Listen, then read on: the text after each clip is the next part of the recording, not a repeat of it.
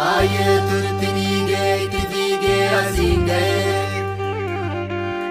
nus dhalootaaf raabsinaa ibidda nuuf ba'ee kaayyoo abboota keenyaa karaan dhaabnu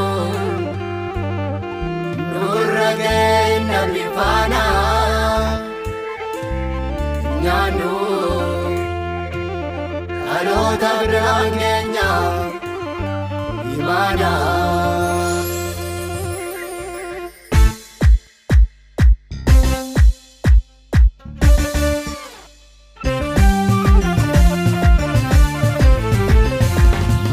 Wangeelli koosaa miti hedduututti miidhame tolaatti dhufe miti gatiitutti baafame dhugicha galmaan ga'uu baay'ee wareegamanii har'ammoo nutti maana isaa kennanii kotaalee wangeelli gatii qabaanus gatiin dhabsiifnu kotaalee hojicha nurka ga'ee nummoo akka qabsiifnu kotaalee imaana guutamantii dhaloota biraan keenya kotaalee hojjechuu dandeenyu maaliif jajjannee feenya maaliif jajjannee teenya maaliif jajjannee teenya dhaloota biraan keenya maaliif jajjannee teenya maaliif jajjannee teenya dhugicha galmaan keenya.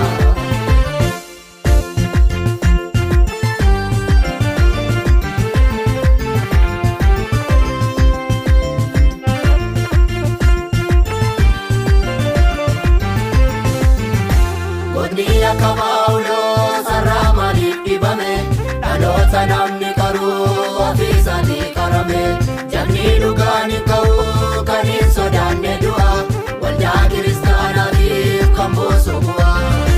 Godni akka Phaawulos sarara maaliif dhibame dhaloota namni qaruu ofiisaatii qarame jabni dhugaan hin ka'u kan hin sodaanne du'a waldaa kiristaanaatiif kan buusu bu'a.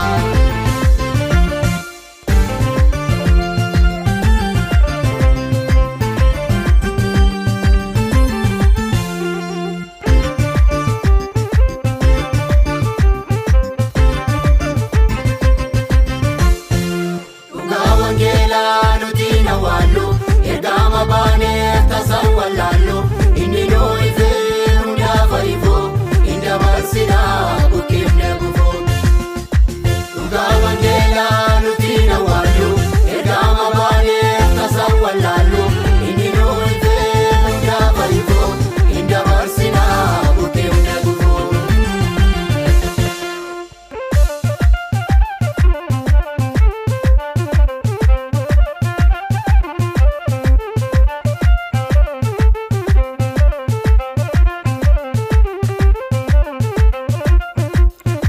Badhaasa qabuudha badhaasisaa jireenya wangeela lallabuuni dhumarratti gatii qabaa gooftichaaf dadhabuuni hojii badhaasa qabuudha badhaasisaa jireenya wangeela lallabuuni dhumarratti gatii qabaa gooftichaaf dadhabuuni.